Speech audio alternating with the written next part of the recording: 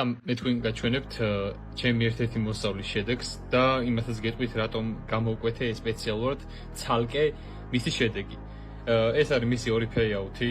ჩვენ სერვერზე რომ შემოხვიდეთ ამ ყველა შედეგს საერთოდ რაც მოსწავლეებს დაუდიათ და იმაზე მეტიც რაც არ ჩანს. არის აქ student update-ში და მოდი ეხლა აგიხსნით რატო გამოვკვეთე ეს. ეს არის მისი PNL. არის $4000-მდე ასული და ყველაზე მნიშვნელოვანი აქ რაც არის როგორ ავიდა აქამდე.